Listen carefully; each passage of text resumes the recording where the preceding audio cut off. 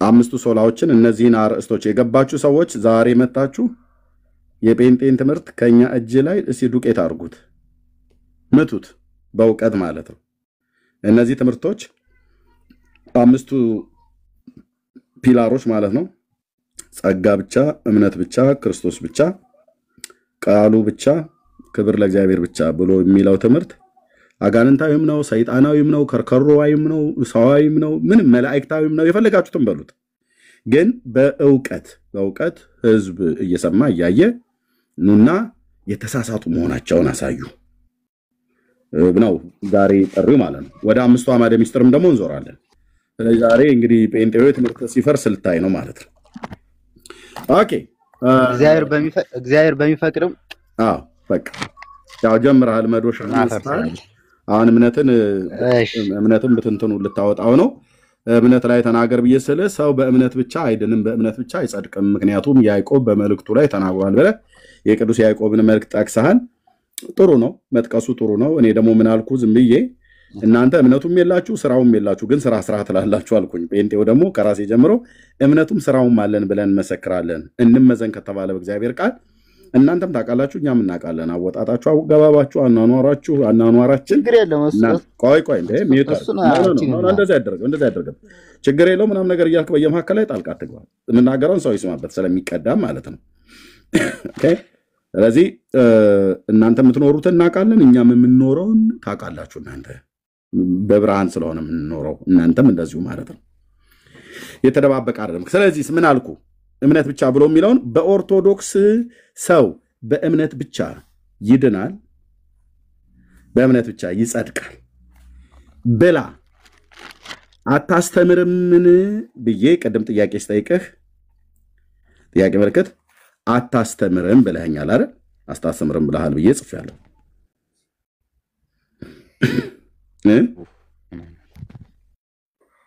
ኦዚያን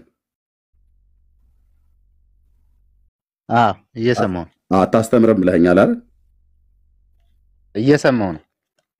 እኔ መስማትህን መልስልኝ። አታስተምርም ወይ ብዬ ስለ እምነት ብቻ ብላ አታስተምርም። ቴንክ መረጃ አለህ? መረጃ አለህ እንደማታስተምር? ማታስተምረው ብቻ የሚለው ተጨመረ እሱን አታስተምሩም። በእምነት የሚለውን አታስተምር የሚለውን ሳይሆን ብቻ የምትለውን አትቀበሉ።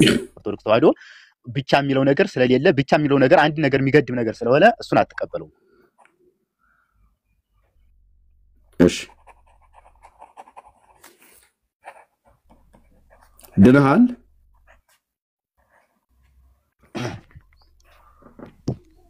ድነሃል አንተ? አሁን ይሰማኛል። እሺ ድነሃል ወይ ነው ያልኩህ? ቀጥል በእናትህ። ቦታ እየተንቀሳቀስኩ ነው፣ ኔትወርክ ነው። ድነሃል?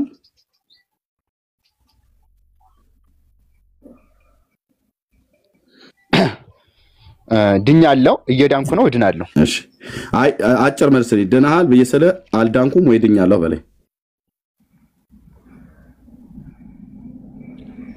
ድኛለሁ፣ እድናለሁ። ከዛ ሄደላለሁ። ድኛለሁ፣ እድናለሁ፣ ኧረ ተው እባክህ፣ እኔ እሱን ስጠይቅህ ታወራለህ። ሶስቱንም አስቀምጥልሃለሁ። በረድ እሺ ድነሃል ወይ? እሺ ድኛለሁ። እሺ ቴንክ ዩ 4 ነጥብ። እየዳንህ ነው? አዎ። ትድናለህ?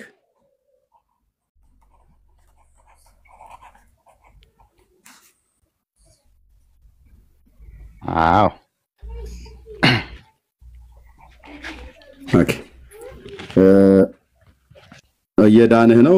ሂደታዊ ነው? ድኛለሁ ግን ቅጽበታዊ ነው። እየዳኑ ነው ሂደታዊ ነው። ይሄኛው ደግሞ ገና ወደፊት የሚታወቅ ነው። አዎ ብለኛል። ኦኬ እዚህ ጋር ስትድን ድኛለሁ ብለህ ስትለኝ የዳንከው በምንድን ነው? የዳንኩት በአዳም ምክንያት ከመጣብኝ ሞት በክርስቶስ መስቀል በክርስቶስ ቤዛነት ምንድነው አይደለም። በሽታው ንገረኝ አይደለም ያልኩ፣ መድኃኒቱን የዳንክበትን ነው። በሽታውን አዳምና ከተማ እያለና ቦጋ ለምናም ነገር የዳንክበትን በሽታውን እኮ አዳምጠኝ። እሺ አዳምጠኝ፣ ለጠየቅህ ልመልስልህ። አዳም ጋር ትሄድ በአዳም ምክንያት በመጣብኝ ሞት መከራ ቆይ ወንድሜ ችግር የለውም እናወራለን። አታስረዘማ አትጎትተው። እሺ በክርስቶስ እኔ ድናለሁ ብዬ ስለ አዳኙ ንገረኝ እንጂ በሽታ እውነታች ሄደ አዳም እናንተና በዛ ጋር ወድቀው እሱ ይታወቃል። ስለሚታወቅ ብዙ አትበለው ብዬ ነው። በክርስቶስ ቤዛነት በክርስቶስ ቤዛነት ቴንክ እዚህ ጋር መስቀሉ ልሳላው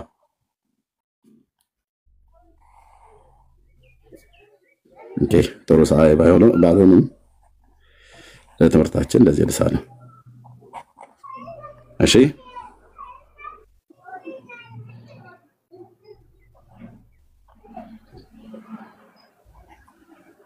በክርስቶስ ቤዛነት እሺ በክርስቶስ ቤዛነት ነው የዳንከው ማለት ነው። ተከከ ይሄ ቤዛነት ለአንተ እንዴት ተቆጠረልህ? በምን በኩል እንዴት ዳንክ? በአን በኩል ስትለይ በመስቀሉ ቤዛነት ዳንኩኝ አዳን ነው። እሱማ በክርስቶስ መዳንህ ነገርከኝ። ያ ለአንተ እንዴት ሆነልህ? የክርስቶስ ቤዛነት እንዴት ሆነልህ? የክርስቶስ ቤዛነት ለአንተ እንዴት ተቆጠረልህ? በምን በኩል አንተ ዳንክበት? እሱም በማመን በመቀበሌ ነው። በማመን ማለት በማመኔ ወይ ደግሞ በእምነት ማለት ነው አይደል? በቅንፍ ችግር የለም። በእምነት በማመኔ ወይ ደግሞ በመቀበሌ ብለህ ያልከው ማለት ነው። ኦኬ ኦኬ ምኑን አምነህ ነው የዳንከው? ክርስቶስን አይደል? የክርስቶስ ቤዛነት ያ በክርስቶስ ቤዛነት በኩል ያመንከው ምኑ ነው? በእምነት ያዳነህ? በእምነት ያዳነኝ አምላክነቱን ወይም ጌታነቱ ሕይወት መሆኑን አመኘ ስለተቀበልኩት ያዳነኝ ክርስቶስ። የመጽሐፍ ቅዱስን ቃል ንገረኝ። ምኑ በእምነት አድኗቸዋል ነው ብሎ የሚለው? በጸጋው ወይም በምሕረቱ አድኖናል። ምኑ በእምነት አድኗቸዋል ነው የሚለው መጽሐፍ ቅዱስ? ጸጋው በእምነት አድኗቸዋል ይላል። ቴንክ ዩ። ጸጋው በምንድን ነው ያዳነህ? በእምነት እና በአንተ ስራ ብለን መደመር እንጨምርበት። በእምነት በእኔ ጸጋው በእምነትና ሲደመር በአንተ ስራ ብለን እኩል ይሆናል። ሂሳቡን እንስራው። እሱን ነው ያለን። ኖ ያው እዚሁ ጋር እያየን ነው የምንሄደው። እሱን ነው ያለን። ጸጋው በእምነት እሱን ነው ያለን። ችግር የለውም። እያየኑ እንለፍ። ጸጋው በእምነት ሲደመር በአንተ ስራ እኩል ይሆናል ድነት ነው ያመጣልህ ወይስ ጸጋው በእምነት ብቻ ነው ያዳነህ? ጸጋው አድኖኛል። ያዳነኝ ምንድነው? የዳንኩት ከሱ ከቸርነቱ የተነሳ ነገር ግን ጸጋው በእምነት ያለ ምንም ስራቶ ጸጋው በእምነት ብቻ ነው ያዳነህ ወይስ ያንተ ስራ አለበት? የኔ ስራ ቀጣይ ነው። ያለ ምንም ስራ የሰው ልጅ ክርስቶስ አድኖታል። ስለዚህ እዚህ ጋር ያገኘው መዳን ላይ ያንተ ስራ የለበትም ማለት የለበትም። ስለዚህ ሰርዣዋለሁ። ሲደመር የሚል ያንተ ስራ ስለሌለበት ጠፍቷል ማለት ነው። ስለዚህ እዚህ ጋር ይሄን የዳንከው ጸጋው በእምነት ብቻ ነው ያዳነህ አይደል? ያለ ምንም ነገር ብቻ ጸጋው በእምነት አድኗቸዋል። ጸጋው በእምነት ብቻ አይልም። ብቻ ከየት መጣ? በቃ አዎ እኮ አልከኝ። ብቻን አውጣዋ ከመጽሐፍ ዓለምን አውጣው። አልከኝ እኮ አልከኝ። ብቻን አውጣዋ ጸጋው በእምነት አድኗቸዋል። ጠየቅኩ መለስክልኝ እኮ ኦዚያን እኮ ይኸውልህ ጸጋው በእምነት ብቻ የታለ ነው። እሱ አውጣልኝ። ጠባችን ከብቻ ጋር ነው። ብቻው የታለ ነው። ቆይ ግድ የለም። አሁንም ወይ ሌላ ነገር ልጨምር እንደገና ወይ ልጠይቅ። አሁንም ድነሃል ወይ ብዬ ስልህ ድኛለሁ አልከኝ። እናርመው። የዳንከው በምንድነው ብዬ ስልህ በክርስቶስ ቤዛነት አልከኝ። ኦኬ እንዴት ላንተ ሆነልኝ ብዬ ስልህ በማመኔ ወይ በእምነት አልከኝ። ምኑ በእምነት አዳነህ ብሎ ይላል ብዬ ስልህ ጸጋው አልከኝ። ጸጋው በእምነት ነው ያዳነህ ወይ ብዬ ስልህ አዎ አልከኝ። ሲደመር ብዬ አንተን ስራ ልጨምር ብዬ ስልህ አይ የለም የኔ ስራ ሲደመር እዚህ ጋር የለበትም በሱ ቤዛነት በኩል ነው የዳንኩት ብለህ ስትል ጸጋው በምን ብቻ ነው ያዳነህ ብዬ ስልህ በእምነት ብቻ ነው ወይ ብዬ ስልህ አዎ አልከኝ። ቲክ አደረኩኝ። ጎበዝ ተማሪ ነህ። አሁን ቀጥሎ አንተ መጠየቅ ያለብህ እግዚአብሔርን ይቅርታ መጠየቅ አለብህ፣ ሉተርን ይቅርታ መጠየቅ አለብህ፣ ወንጌላውያን አማኞችን ይቅርታ መጠየቅ አለብህ። ምክንያቱም በዚህ ትምህርት እኛን እየሰደብከን እያወገዝከን ነበር ማለት ነው። መስደቡ እንኳን ይቅር እያወገዝከን ነበር። በእምነት ብቻ ብዬ ስልህ አዎ ቆይ ልሰጥ ነው። አዎ ብለህ ካልከኝ በኋላ ብቻን አውጣው ብለህ አልከኝ። ብቻን ላውጣልህ? አውጣው። አዎ እሱን ነው የምቃወመው። አወጣሁት። ብቻ አወጣሁት። አልሰርዘውም፣ አወጣሁትኝ። እሺ ጸጋው በእምነት ብቻ ካላዳንህ ምን ተጨምሮበት ነው የዳንከው? እሺ ጸጋው አሁን አዳምጠኝ። በቃ አሁን ጥያቄ እንበርምሰ ጸጋው በእምነት ብቻ ካላዳነህ ምን ተጨምሮበት ወይ ደግሞ ምን ጨምረህበት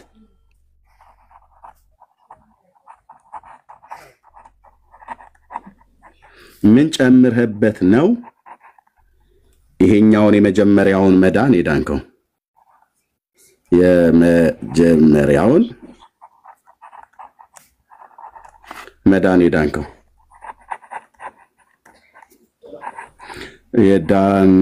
ሰው እየሰማ ልጻፈው ብዬ ነው።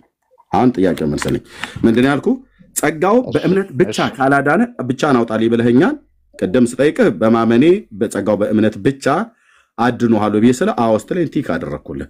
አሁን ግን ቆየህና አውጣው ግድ የለም ይውጣ ብቻን አውጣው እኔ ብቻ አላርጂክ ነኝ ብለህ ስላልክ እሺ ላውጣልህ ብዬ አውጥ ብዬ አልኩ እዚህ ጋር። ኦኬ አሁን ብቻን ስናወጣት ጸጋው በእምነት ብቻ ካላዳነህ ምን ጨምረህበት ነው የመጀመሪያውን መዳን? የመጀመሪያው ብያልኩ ይሄኛው እዚህ ጋር መጀመሪያ ብላችሁ ስለምትሉ ከዛ ደግሞ የዳንኩ ነው ሁለተኛው ነው ከዛ ሶስተኛው ደግሞ ፍጻሜነት ብሎ ስላለ ማለት ነው። ይሄን መዳን የዳንከው ጸጋው በእምነት ብቻ ካላዳነ ምን ጨምረህበት ነው የዳንከው? ጥያቄ ምልክት ነው። መልሱን ስጠን። ቴንክ ዩ ጋይድ። ምን የጨመርክበት? የመጀመሪያውን መዳን ለመዳን ምን የጨመርክበት? ያንተ ድርሻ ነው። አመሰግናለሁ። እሺ ቆይ ስለስጠኝ አመሰግናለሁ። አሁን እኛ እውነት ነው ጸጋው በእምነት አድኗቸዋል ይላል። ለምንድን ነው በእምነት ብቻ ካልከኝ ብቻ የሚለውን ለምን ቅዱስ ጳውሎስም አልጻፈው? ብቻ የሚለው ቃል መጽሐፍ ቅዱስ ላይ የለም። ብቻ የሚለው ቃል ይገድባል። አንድ ነገር የሚገድብ ነው። ጸጋው በእምነት አድኗቸዋል ወይ? እውነት ነው። ማንም ሰው ከስራ አይደለም እንዳይመካ፣ ማንም ሰው ከስራ አይደለም አይመካ ይላል። ምንድን ነው የጨመርክበት? ነገር ግን ብቻ የሚለው ቆይ አሁን ምንም አልጨመርኩበትም። የመጀመሪያው ድነቴን በክርስቶስ ቤዛነት በኩል ነው። ምንም የጨመርከው ነገር የመጀመሪያው ድነቴ በክርስቶስ ቤዛነት በኩል ምንም የጨመርከው ነገር የለም። ምንም የጨመረው ነገር የለም። ምንም የጨመርከው ነገር ከሌለ ጸጋው በእምነት ብቻ ነው ያዳነህ ማለት ነው። ብቻ የሚለው የለም። ብቻ የሚለው ጸጋው በእምነት አድኗቸዋል የሚለው ለምን ብቻ ተጨምራለህ? ጸጋው በእምነት ብቻ ካላዳነህ፣ በእምነት ብቻ ካልጸደቅ፣ በእምነት ብቻ ካልዳንክ ምንድነው የጨመርክበት? ብቻ ለምን የጠላሃት? ቆይ ድነት ሲባል ትርጉም ውስጥ አይደለም። አሁን ጸጋው በእምነት አድምጠኝ። በቃ ግልጽ ነው፣ አጭር ነው። እዚህ ጋር አዎ ብለኸኝ ቲክ ካስደረግኩ በኋላ አውጣልኝ፣ እችን ቃላት አውጣልኝ። ለእኛ ለኦርቶዶክስ የማትስማማን እንደ ጋሬጣ እንደ ሾህ የምትወጋን ነገር ብዙ ነገራችንን ታፈራርስብናለች ነው። ኦኬ አሁን እዚህ ጋር ጠየቅኩ፣ ምንም የጨመርኩት ነገር የለም ብለህ አልከን። 4 ነጥብ። እውነት ምንም ቆይ አትበለኝ። ምንም የጨመርከው ነገር የለም። ጨምርልኝ ብለህ ሲደመር የሚባል ነገር እዚህ ላይ የለም። እዚህ ላይ ሲደመር የሚባል ነገር የለም። በጸጋው ላይ ሲደመር የአንተ ስራ ተብሎ አይባልም። ኦኬ ብለህ የምትለው ከሆነ ካለ ግን ንገረን። የእግዚአብሔር ጸጋና የኔ ስራ ሲደመር እኩል ይሆናል ዳን ብለህ የምትል ከሆነ ንገረን። ስጠይቅህ ግን አይ የለም መጀመሪያው መዳን ላይ እዚህ ጋር ምንም የጨመርኩት ነገር የለም በጸጋው በእምነት ብቻ ነው ያዳነኝ ብለህ ቅድም ስትል ቲክ አደረኩልህ። አሁን ደግሞ ብቻ ነው አውጣልክ። ብቻ ከሌለ ማነው በእምነት ብቻ ካልጸደቅ ምን ጨመርክበት ቢስል ምንም የጨመርከው ነገር የለም ማለት ቆይ ለምን ነው እሺ የምትለው እኔ ስጫር እኔ አውራ ስል ታወራለሽ ብራዘር ሎክ ድጋሚ ልድገሙ እሺ አትበል በየመሐከል ላይ ብራዘር እሺ የምትለው ለእግዚአብሔር ቃል ነው በውስጥህ እዩ ስሌቱ ነው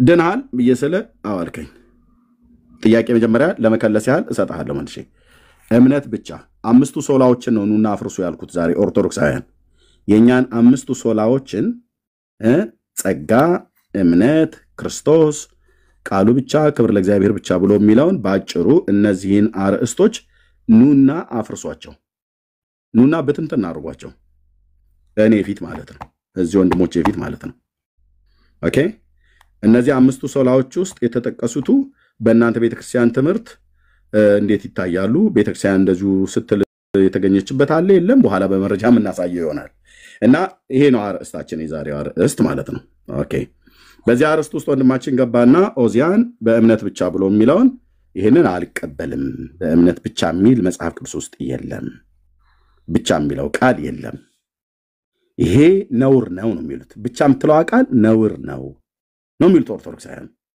ቤተክርስቲያኒቱ ትላለች ወይ በኋላ የምናየው ይሆናል መምህራኖቻቸው ይላሉ ወይ በኋላ የምናየው ምን ሰማው ይሆናል ማለት ነው ኦኬ ከዛ ምን አልኩት ለወንድማችን በኦርቶዶክስ ሰው በእምነት ብቻ ይድናል በእምነት ብቻ ይጸድቃል በእምነት ብቻ ይድናል በእምነት ብቻ ይጸድቃል እቺ ቃልች ጣጣ ያመጣችሁ አሁን ልብ በሉ ወገኖቼ በላ አታስተምርምን የኔ ጥያቄ ነበር ወንድማችን ሲመልስልን አታስተምርም ማለት ያው አታስተምርም ብለሃል ብዬ ነኝ የጻፍኩት አታስተምርም ማለት ኦርቶዶክስ እንደዚህ ሰው በእምነት ብቻ ይድናል በእምነት ብቻ ይጸድቃል ብሎ የሚለው አታስተምርም ማለት እኔ ደግሞ ታስተምራለች መረጃ አለን እናሳያለን በኋላ ማለት ነው በዚህ ጉዳይ እየተነጋገርን ይያለ ድናል ወይ ብዬ ስለው አወድኛለሁ አለ ከዛስ እየዳንህ ነው ብዬ ስለው አዎ አለኝ ትድናለህ ብዬ ስለው ፊውቸሪቲ አዎ አለኝ ሂደት ሂደታዊ ነው ከዛ ደግሞ ወደፊት ያለ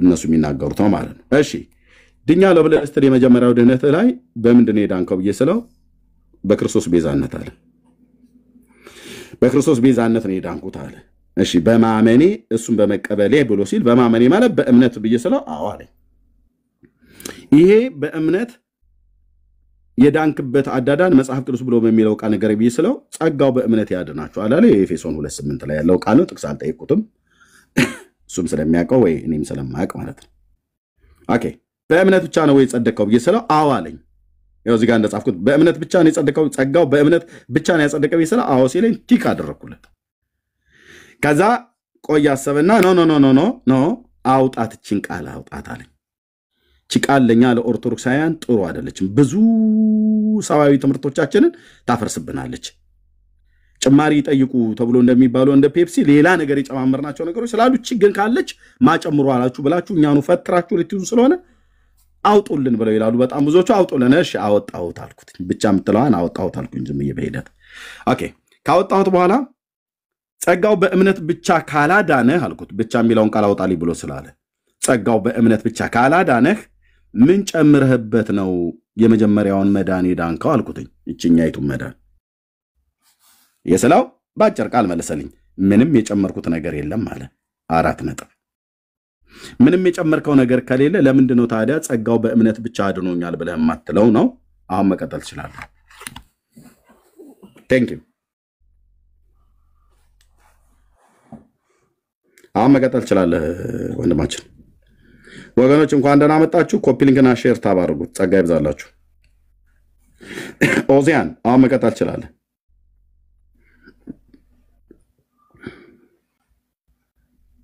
ኦዚያን አለህ ደቂቃ እንጠብቀኛለህ 5 ደቂቃ ችግር የለም ትንሽ ስራ መጥቶ ነው 5 ደቂቃ እሺ ችግር የለም እሺ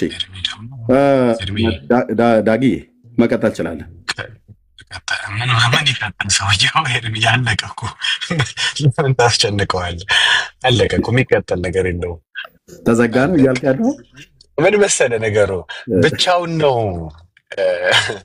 ያዳነ ጸጋው ወይስ ከሆነ ነገር አብሮ ነው ከሆነ ነገር ጋር አብሮ ነው እኮ ጥያቄው አሁን ብቻ ነው የፈልገው ማለት እኮ ብቻውን ካልፈለከው ከሆነ ነገር አብሮ ነው ወይስ በራሱ ብቻ ያዳነህ ነው ጥያቄው። ራይት ከሆነ ነገር ጋር አብሮ ከሆነ ከሆነ ነገር ጋር አብሮ ብሎ ይንገረን። አይ ሌላ ነገር የለም ካለ ደግሞ ብቻውን ማለት ነው። ስለ ብቻ የሚለው ቃል የመጣው ከዛ ነው። የሆነ ነገር የለም ለማለት ነው። የለም ለመዳናችን የሆነ የተጨመረ ነገር የለም ከጸጋው ውጪ ያለን ነው። አለ የሚሉ ከሆነ ወይ ይንገሩ። ዛንኮ ቀላል ቴንክ ዩ ለሚሉ ከሆነ ይሄ ነገር አለ ይበሉንና ኦኬ ስለዚህ ብቻውን አይደለም ማለት ነው። ብቻ የሚለው ቃል የመጣው የሆነ ነገር አለ ብለው ስለማይነግሩን እንትንና እንትን አለ ካላሉን ያ ነገር ብቻውን ነው ማለት ነው። ብቻውን ሌጣ ቀረ ማለት ነው። በቃ ሌላ ተጨማሪ ነገር የለም ማለት ነው። ተጨማሪ ወይ አለ ብለው ይንገሩ። ተጨማሪ የለም ግን ብቻውን ነው አንልም እንዴ? እንዴ ብሎ ነገር አለ እንዴ? ሌላ ተደራቢ ነገር የለም ግን ብቻውን ነው አንልም። ኤርሚ ይሄ እኮ በጣም የሚያስቀቀው እንትን ነው ማለት ምን ታረጋዋለህ? ካፈርኩ አይመልሰኝ ይባላል። ለነገሩ በመጽሐፋችን በኋላ ስንገልጠው ደግሞ ምን እንደሚሉ እናያለን። ምን እንደሚሉ እናያለን። ያው ብዙ ጊዜ መናገር ይችላል። ዳጊ እንደኛ ከመጣማ ትችላለህ። ቀጥል። ሰላም ነው። ቀጥል። እሺ እኔ ነኝ ቸሬ። ኦኬ ማን ልበለው እንደማንችል ቸሬ። እሺ ከየት ቤተ እምነት ነው? ኦርቶዶክስ። እሺ እንኳን ቸሬ ዛሬ ሳዋራው ነበር። እሺ እሺ ዳጊ ቀጥሉ ካዋራው። አይ ኖ አይ ዛሬ ማለት በሌላ ቶፒክስ ነው። አሁን ከታች እያየሁ ስለነበር በዚህ ላይ አንዳንድ ነገር ለማለት ፈልጌ ነው። አንዳንድ ነገር ለማለት ሳይሆን ከኤርሚ ጋር ትቀጥላላችሁ በርዕሱ። ያ አሁን በደንብ አይቻለሁ። ኦርቶዶክሳዊ ወንድም ነው። አንድ እስኪ ታላዋራኝ ኤርሚ። ኦኬ ስራ ልገባ ስለሆነ አንድ መልስና የጠየከኝ ጥያቄ ምን ነበር? ቸሬ አንድ ሚውት አድርግለትና እነሱ የጀመሩትን ጨርሱ። እሺ አሁን የመጀመሪያው ድነታችን ማንም ከስራው አይደለም እንዳይመካ ብሎ ቅዱስ ጳውሎስ እንደተናገረው በክርስቶስ ቤዛነት በክርስቶስ ቸርነት ነው። ይሄ ዳነው ደግሞ ምንድነው? በአዳም ምክንያት 5500 ዘመን በተቀጣንበት ዘመን የሰው ልጅ እንደመርገም ሰውየውን እርሳው። ቆይ እኮ አዳምጠኛ ላብራራበት። አድምጠኝ። ኖ እኔ ነገር እንድታንዛዛብኝ አልፈልግም። አዳም ከተማ አየርማ በርሶ ማትበለኝ ቶ በአዳም ምክንያት መሆኑን ዓለሙ ያለ ያውቃል። አሁን አዳም ብለህ ጊዜውን አትፍጭ። የመጣብን ጣጣ የመጣብን የኃጢአት ውድቀት ሞት የመጣብን በሱ በኩል እንደሆነ አባታችንና አዳምን ማንም ሰው ሆኖ የተፈጠረ የማያውቀው የለም። ዋናው የዳንክበት በቃ አንድ ደቂቃ የዳንክበት ላይ እሺ አሁን የዳንበትን የመጀመሪያው ድነታችን በዛ ነው። ሁለተኛው ድነታችን ደግሞ ክርስቶስ ባደረገው ቤዛነት ወይ የሁለተኛውን ቶ የመጀመሪያውን እዚህ ጋር አድምጠኝ እባክህ። ይሄንን ሳትመልስልኝ ሁለተኛውን ድነት አትቀጥል፣ ሶስተኛው ላይ አትሄድ። ሁለተኛው አይደለም እኮ ይሄን መልስልህ። ቆይ እኮ ይሄን መልሳ ታዲያ ይሄ ጸጋው በእምነት ብቻ ነው ያዳነህ ወይስ ሌላ ነገር ጨምረህበታል አንተ? አልኩ እኮ መለስኩልህ እኮ። ማንም ሰው በስራ አይደለም፣ ክርስቶስ በምሕረቱ ነው በቸርነቱ እምነቱ በጸጋ ብቻ አድኖናል። በቃ በጸጋ ብቻ ብለህ ራስህ እኮ አልከው። ሁለተኛ ራይት ሰጠው። በጸጋ ብቻ አለቅ። እስኪ አዳምጠኝ። እስኪ አንድ ደቂቃ ስጠኝ ወንድሜ። ምኑን አዳምጣለህ? በጸጋ ብቻ ብለህ እንደገና ተናገርከው እኮ። ይኸውልህ እኛ አሁን የፈለግነው እስኪ አዳምጠኝ። በቃ ሚዩት አድርገው። እኔ መልሴ መልሰልኛል። ምን ብለህ መለስክልኝ? ለሁለተኛ ጊዜ ቲክ ሰጠው። ይኸውልህ በእምነት ብቻ ጸጋው በእምነት ብቻ ብሎ የሚለውን ቃል ራስህ ተጠቀምከው። ራስህ ያ ወረደ ማለት ነው። ራሱ ተጠቀማት። ራሱ ሁለት ጊዜ ቲክ ሰጠሁት። ጸጋው በእምነት ብቻ አድኖናል አለቅ። ስለዚህ ታዲያ ለምንድነው እንትን ሉተር ሽንት ቤት ተቀምጦ ጣሪያ ላይ ወጥቶ እያላችሁ በወንጌል አማኞች ወገኖች ላይና በሪፎርሜሽን አባቶች ላይ ስትቀልዱ የምትሉት ነው? ጸጋው በእምነት ብቻ ነው ያዳነው። ከዚህ ትምህርት ጋር የቤተክርስቲያን ትምህርት የኦርቶዶክስ ቤተክርስቲያን ትምህርት የሚስማማ አለ የለም? እሱም በመረጃ እናሳያለን ማለት ነው። እሺ ቸሬ ያ ወጥቷል። ራሱ ነው የወጣው ወገኖች፣ ያ ራሱ ነው። እሺ እኔ በጥያቄ ነው የምጀምረው። ኖ እኛ ጠይቀናል። ቤቱ ላይ ጥያቄ አለ። እነዚህ ቃላት አጠቃቀም ላይ እንደገባህ ጥያቄዎች አሉ ብራዘር። አይ ጊዜውን ዲስከሽን እየተወያየና ኦኬ ጊዜውን መጠቀም ትፈልጋለህ ወይስ ታች ላውርድ? አሮ ማይንድ ለመወያየት ነው የመጣሁት። ኦኬ ታች ወርድ። በቃ ዶንት ማይንድ ሚንስ ታች ወርድ። ሌሎቹ ላስገባበት። ምክንያቱም ቤቱ ላይ ጥያቄ ልጠይቅ ብቻ ነው የመጣሁት አትበሉ። ይኸው ዛሬ ኦርቶዶክሳውያን ወገኖች ወንጌላውያኑ እኛ የወንጌላውያን አማኞች አምስቱ ሶላዎች የተሳሳቱ ናቸው ብዬ ስል አዎ ከሆነ ናና ብትንትን አድርጋ አፍርሰው እኛ ፊት አሁና ታዲያ ምን አሁን ታዲያ እምነት ብቻ ማለት አጋንንታዊ አይደል እንዴ? ጸጋም ማለት እኮ አጋንንታዊ ነው። ክርስቶስን ብቻ ብሎ ማመን በክርስቶስ ብቻ መታመን ሰይጣናዊም ነው ብለህ በለን። ግን በመረጃ ግን በእውቀት ግን በብሉይ ኪዳን ግን በአዲስ ኪዳን ቃሉን ብቻ ማለትም ስህተት ነው፣ ሰይጣናዊ ነው በሉ ኑና። ክብር ለእግዚአብሔር ብቻ ማለትም ስህተት ነው። አይ ስፒሮስ አንተ እዛው ተቀመጥ ብራዘር፣ ብዙ ጊዜ አውርተናል። አንተ የምትይዘው ከየት ጀምረህ የት ጋር እንደምጨርስ እንኳን ራሱ አታውቀውም። በጣም ብዙ ዘመን አወራን። ኦኬ ለሌሎች ነው እድል የሚሰጠው ማለት ነው ኦርቶዶክሳውያን። እና እነዚህ ጉዳዮች ላይ ክርስቶስ ብቻ ማነው ጸጋ እምነት ብቻ ጸጋ ብቻ ክርስቶስ ብቻ ቃሉ ብቻ ክብር ለእግዚአብሔር ብቻ ብሎ ማለቱ ስህተት መሆኑን ኑና አሳዩን፣ እኛም ደግሞ እናሳያችሁ ነው። ስትገቡ ኦርቶዶክሳውያን ኑና አፍርሱ። በመጀመሪያ ከፈለጋችሁ 5 ደቂቃ አስተንበሉ እንሰጣችኋለን። ጭጭ ብለን እንሰማችኋለን። ብትንትና አድርጉት። 10 ደቂቃ አስተነ ኤርሚያ 5 ጨምርልን ብለህ ግን ፈርጠጣህ እንዳትወጣ፣ ፈርጠጣችሁ እንዳትወጡ። ኦኬ ኦኬ። አፍርስ ተብለህ ስትባል ማፍረስ ነው ያለብህ። በመጽሐፍ ቅዱስ ጠቅሰህ ማፈራረስ ነው ያለብህ። ገና ሁለቷን ደቂቃ እንኳን ቅድም 2 ደቂቃ አስተህ ብለህ 2 ደቂቃ እንኳን ሰጥቼ ሳጨርስ የባልቴት ጥያቄ ነው። ምን ማለት ነው የባልቴት ጥያቄ ማለት? ወንጌላዊ ሆኜ የወንጌላዊ አማኝ ሆኜ የመጽሐፍ ቅዱስ አማኝ በመጽሐፍ ቅዱስ መሰረት ላይ በቆመ ቤተ እምነት ውስጥ ሆኜ ምን ጠይቀኛ? አንተ ትልቅ ጥያቄ ጠይቅ መስሎ ክርስቶስን ታምነዋለህ? ታዲያ እኔ መሐመድን ነው ማምነው? ቦርጫሙን ቡዲዝምን ነው እንደማምነው? ሂንዱዝምን ነው ማምነው? ክርስቶስን እኮ ስላመን ነው ክርስቶስ ብቻ እያልን ያለን በአምስቱ ሶላ ውስጥ። ይሄ አሁን ይጠየቃል። ሌላ የምታወራው የለህም። ተመጡና በቃ የምጠይቁ ጥያቄ ማርያም የኢየሱስ ክርስቶስ እናቱ ናት እንዴ ይሏል። እኛ መቼ አክስቱ ልጅ ነች አለን?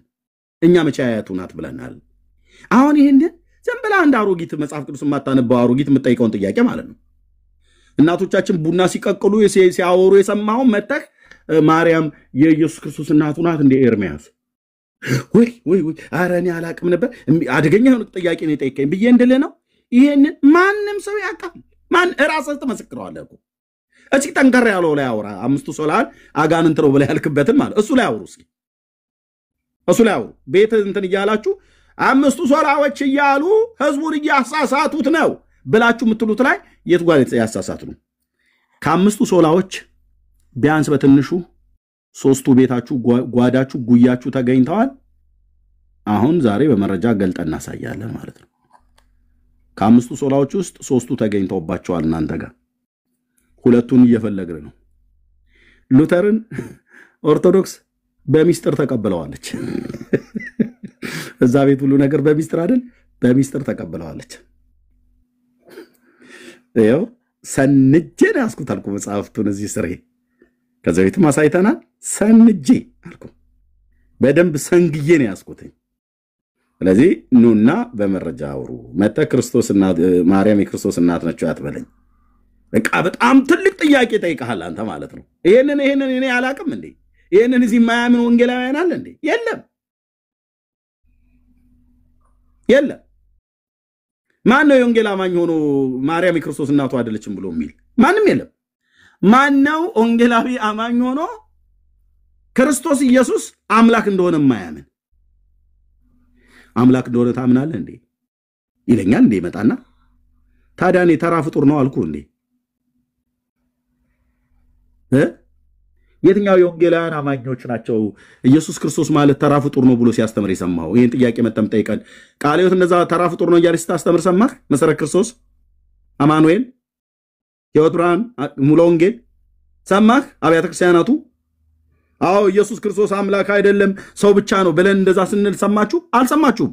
ጌትነቱን አዳኝ ኢየሱስ እኮ ጌታ ነው ብለን በለቅሶ ቤት፣ በሰርግ ቤት፣ በባስ ፌርማታ ላይ ሰዎች በሚሰበሰቡበት በየትኛውም ቦታ አውሮፕላን ላይ መኪና ውስጥ በየትኛውም ቦታ በጊዜው ማለጊዜው አምላክነቱን አዳኝነቱን ከፍ ባለ ድምፅ በልቡ አምኖ በአፉ የሚመሰክር ብቸኛ ቤተ እምነት በዓለም ላይ በአውሮፓ በአሜሪካ በካናዳ ሄድ በዓለም ላይ አንድ ቀን ሲት ውስጥ ሄጄ አሳያችኋለሁ። በዓለም ላይ ጌትነቱን ጂሰስ ኢዝ ሎርድ እያለ የሚሰብክ ኢየሱስ ጌታ ነው ብሎ አምላክነቱን ሰውነቱን በሚገባ የሚሰብክ ብቸኛ ቤተ እምነት የወንጌላውያን አማኞች ናቸው። ካቶሊክና ኦርቶዶክስን አላየንም። አደባባይ ላይ የቱ ጋር ሲመሰክሩ አይተሃል? የቱ ጋር? እና መታችሁ ክርስቶስ አምላክ ነው ወይ ብለሃት ማለት እንዴ? ታዲያ ክርስቶስ አምላክ ካልሆነ አምስቱ ሶላዎች ውስጥ ክርስቶስ ብቻ ብሎ የሚለው ምን ማለታችን ነው? ክብር ለእግዚአብሔር ብቻ ማለታችን ምን ማለታችን ነው? እምነታችንስ በማን ላይ የተመሰረተው? በማን ላይ የተመሰረተ እምነት ነው? እምነት ብቻ ብለን ያለው ጸጋስ ብለን ስንል የማን ጸጋ ነው እያልን ያለው? የአርሴማ የከተማ የበርሶማ የበርጩማ እንደዚህ የሚባሉ የነሱ ጸጋ ይመስላል? የለም። ዳሪያስ የክርስቶስ ጸጋ ነው። ጸጋው ማለት የእግዚአብሔር ጸጋ ማለት ነው። በክርስቶስ ኢየሱስ የተገለጠ የእግዚአብሔር ጸጋ እሱ ማለታችን ነው። ታዲያ ክርስቶስ አምላክ ሰው መሆኑን ካላመንን ስብከታችንማ በሙሉ ከንቱ ሆኗል ማለት ነው። ነገር ግን ከንቱ አልሆነም። ስለዚህ ስትገቡ በጥያቄውን በሚመጥን ነገር ብታወሩ በጣም ደስ ይለኛል። ጸጋ ይብዛላችሁ ወገኖች። እኛ የወንጌል አማኞች ቦታውን በሙሉ እንዳንይዘው ሰዎች እንዲገቡ እንፈልጋለን። ሌላ ሰው ካለ መግባት ይችላል። ይኸው ኦርቶዶክሳውያን የወንጌላውያኑ አምስቱ ሶላዎች የተሳሳቱ ናቸው? አዎ ከሆነ መልሳችሁ ኑና አሳዩን። አሪፍ ይዛችሁታል። አዎ ያሳዩን። እንግዲህ ዛሬ ኑና አፍራርሱት እያለሁኝ እኔ ፈቀድኩላቸው ለኦርቶዶክስ። መዶሻ ያለው መዶሻ፣ መኮትኮቻ ያለው መኮትኮቻ፣ መጥረቢያ ያለው መጥረቢያ ይዞ ወጥቶ ትምህርቱን ያፍርስ። ይሄን አምስቱ ሶላዎችን ትምህርት ማለት ነው። ያው አጋንንታዊ ነው ስለነበር ያስወጡት አጋንንቱ ያሳዩ እንችላለን። ግን ቅድም ምንድነው ያልከው ስፒሮስ? ባይዘዌ እኔ ብዙ ጊዜ እያየሁ ያለሁት እናንተ ላይ አባቶች ከኛ ደረጃ ሲነሱ አትቀበሏቸውም፣ ለራሳቸው ሲል ደግሞ ትቀበላላችሁ። ኦኬ አሁን ምንድነው ያልከው አንተ?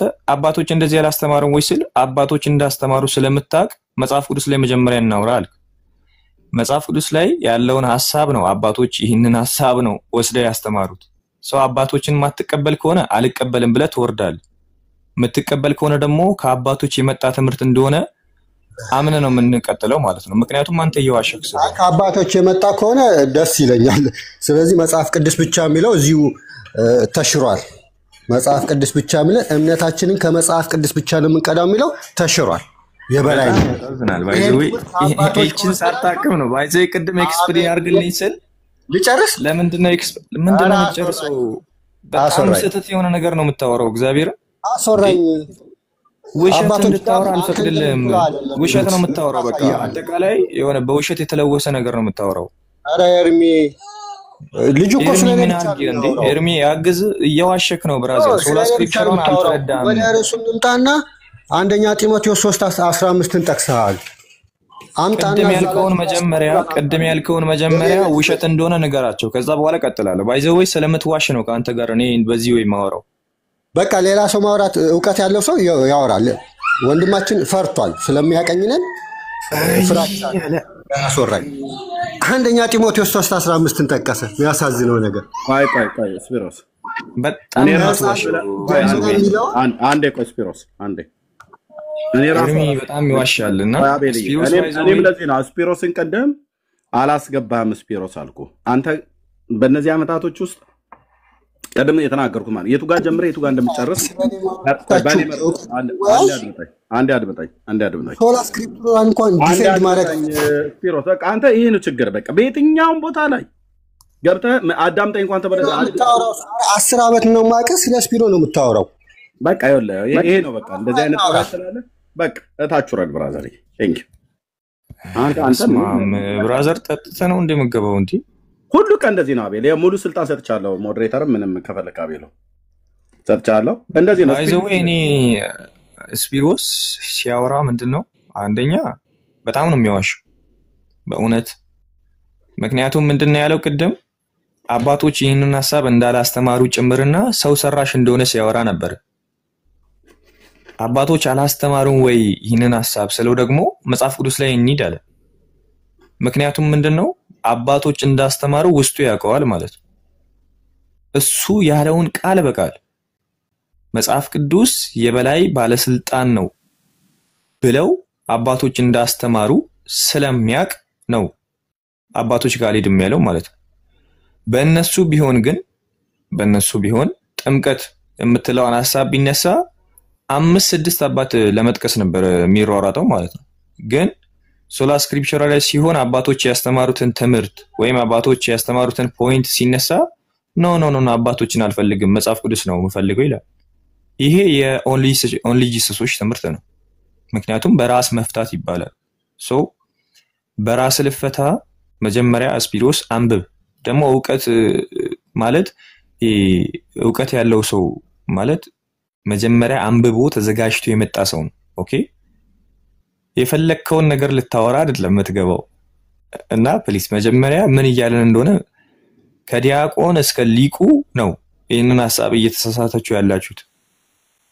ባለፈው ሶላ ስክሪፕቸራ ላይ ቃሌ ሲወያይ ኢንፌሊቢሊቲ እና ኢኔራንት የሚለውን ሐሳብ ራሱ ያለየ ዲያቆን ነበር መጥቶ ሲወያይ የነበረው ማለት ነው። አሁንም ስፒሮስ እያደረገ የነበረው ያንን ተመሳሳይ ሐሳብ ነው። ሶ መጀመሪያ ምን እያለን ነው የሚለውን አንብብና ከዛ በኋላ መጥተህ ትሞግታለህ። እና ኤርሚ ቀጥል። አመሰግናለሁ።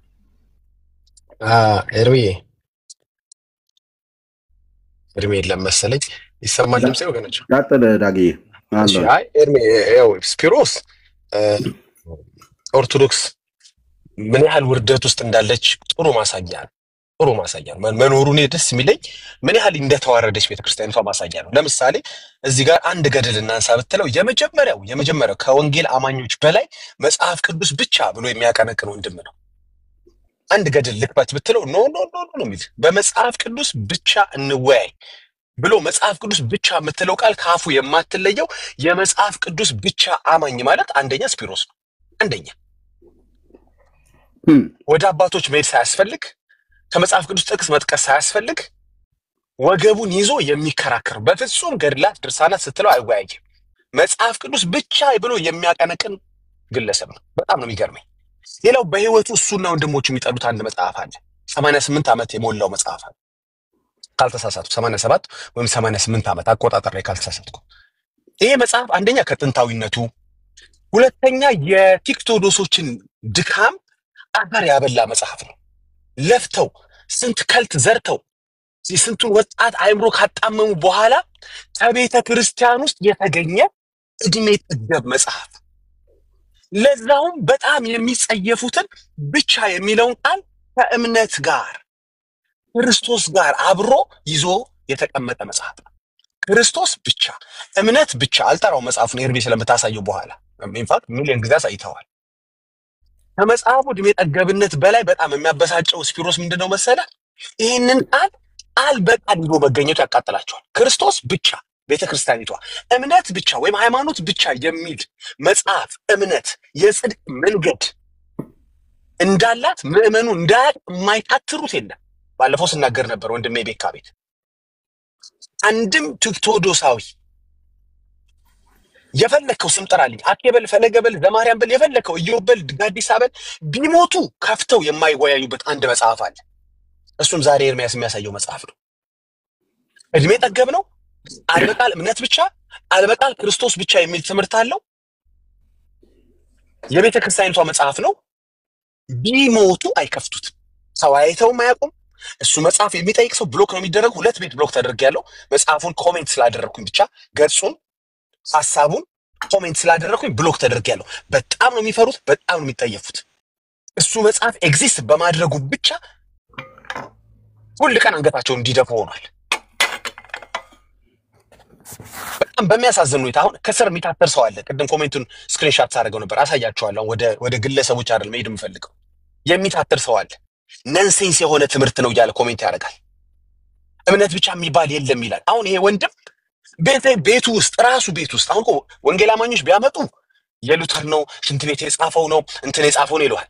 በጣም የሚያስቀኝ ይሄን ልበል፣ ሉተር እነሱን የሚደግፍ ሐሳብ ሲሆን ሽንት ቤት የጻፈው አይደለም። ለምሳሌ ጥምቀት ብቻ ብሎ አስተምሯል፣ ይቅርታ ጥምቀት ለድነት ብሎ አስተምሯል ብሎ ያስባሉ። እኔ አላልኩኝም፣ እነሱ ብሎ ያስባሉ።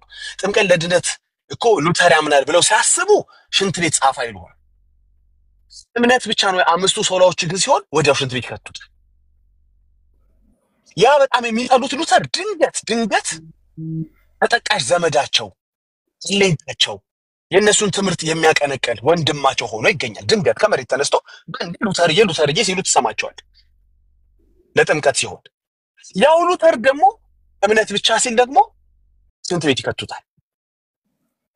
እንዴ ከወደዱ ከነፍጡ ነው እንግዲህ ንፍጥ ብለህ ካሰብክ ችግሩ ንፍጡ አንተ ቤት ተገኘ። አሁን አጋንንታዊ ነው እንዳትለው አንተ ቤት ምን ይሰራል? እምነት ብቻ ምን ይሰራል? አንተ ቤት እምነት ብቻ።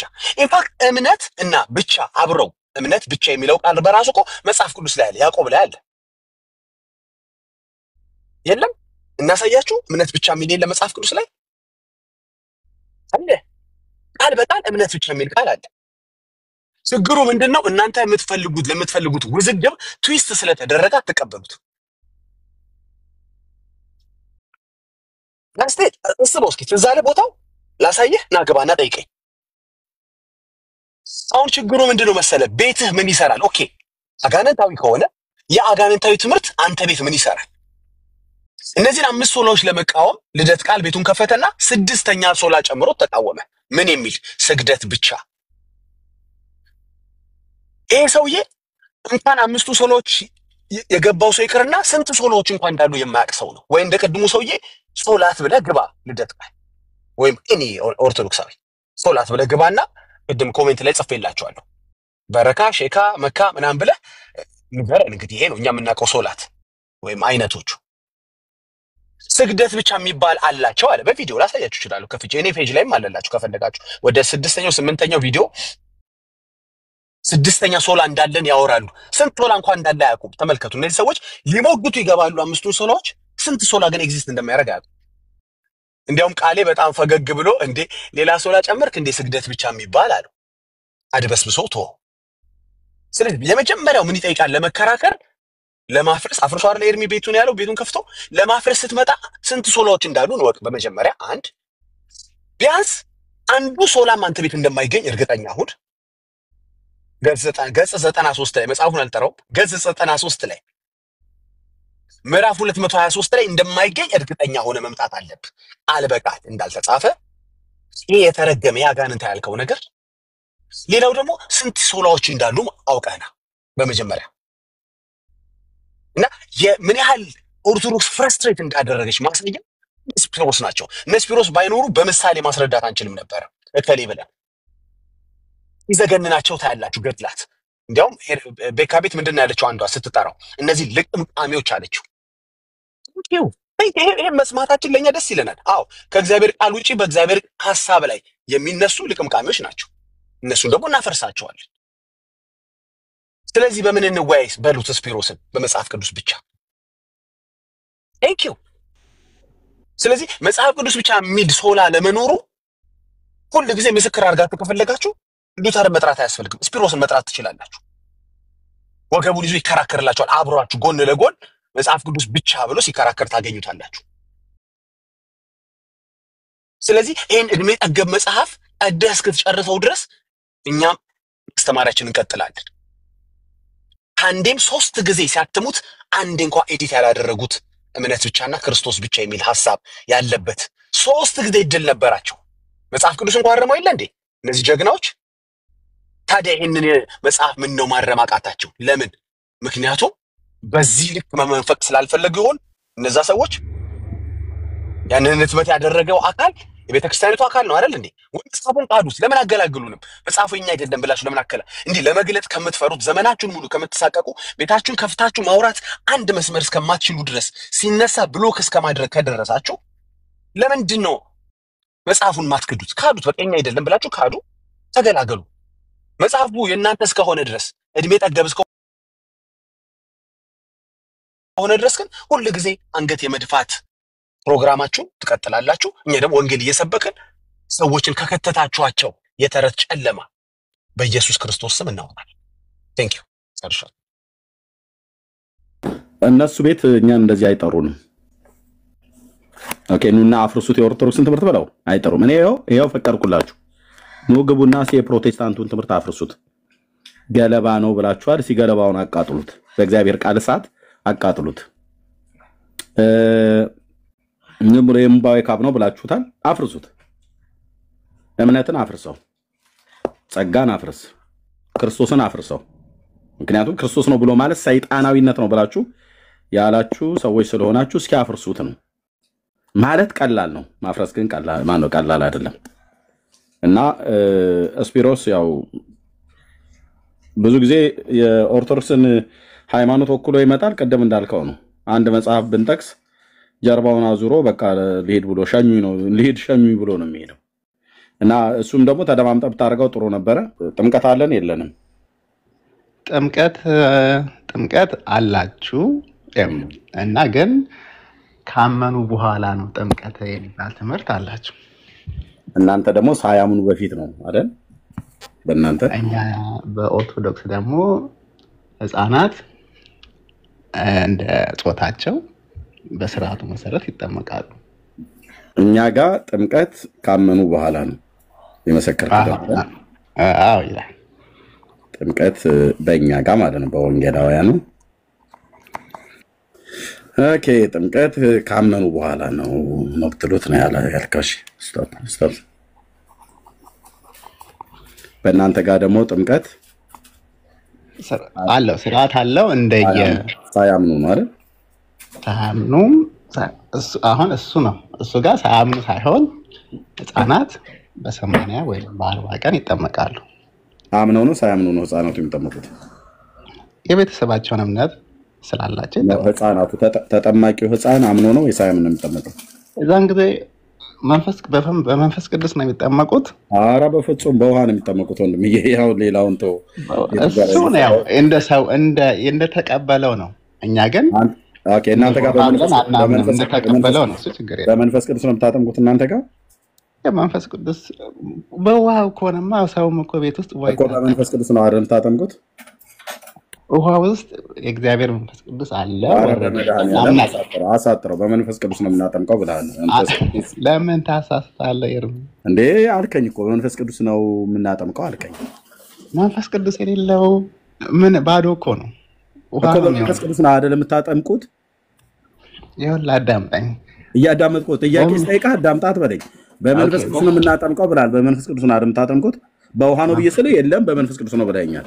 በመንፈስ ቅዱስ ውሃ ላይ መንፈስ ቅዱስ ያደረበት። እሺ ወንድሜ የተጠየቀው በመንፈስ ቅዱስ ነው የምታጠምቁት ወይስ በውሃ ነው?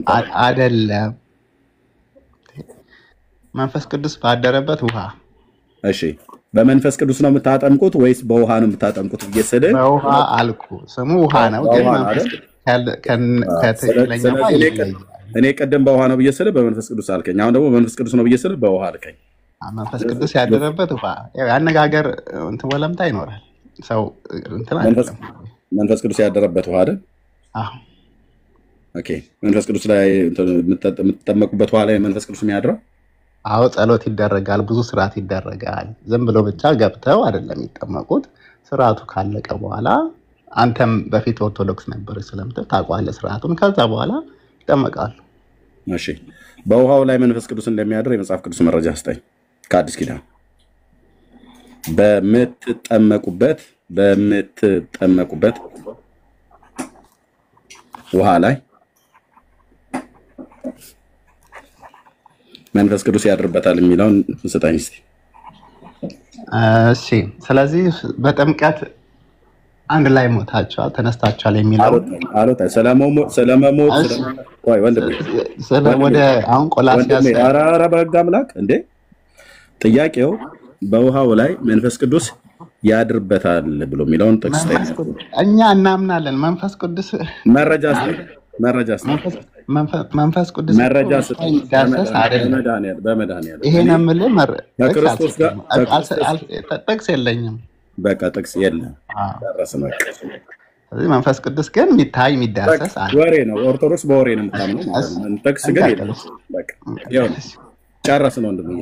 ቴንኪው በቃ ጨረስን። የዛሬው ፕሮግራም ምናምን ጠይቀኝ ነበር እኮ እዚህ ላይ አበቃ። የዛሬው እዚህ ላይ አበቃ ማለት ነው። አሁን ወደ አምስቱ ሶላዎች እንመለስ። እሺ የጥምቀትን ነው የጨረስነው? እኔ ጥምቀት አጀንዳ አልነበረም፣ ግን አንተው ስትመጣ የያዝህን ይዤ ችግር የለውም። ወደ ስራው እንግባ። እሺ ስራ። እነዚህ አምስቱን ማመናችሁ ተገቢ ነው፣ ግን እናንተ ችግራችሁ ስራ የላችሁም ነው ያልከን አይደል? ስራም ስለ ጥምቀት ባይዘው ያው ጥምቀትን ተው። ጥምቀትን ጨረስን። እሺ ተው ችግር የለውም። የለም አልከኝ። መጽሐፍ ቅዱስ ጊዜ እንትን አትሰጠንም። በቃ የለም አልከኝ ወንድሜ። ጨረስን አይደል? ጥምቀትን አሁን እነዚህ ላይ እንምጣና እነዚህን ማመናችሁ ጥሩ ነው። እኔ እናንተ ለልጆች ችግራችሁ አልሟገትም። ኤርሚቶ ችግር አልዳረቅም። እምቢ ካልከኝ እንተወና ወደ ስራው እንግባ።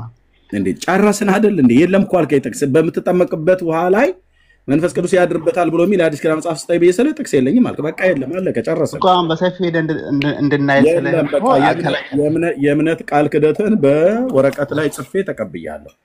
ወደ ቆላስይስ 2:12 ከዛ ጀምሮ ነው። ምንድን ነው የሚለው?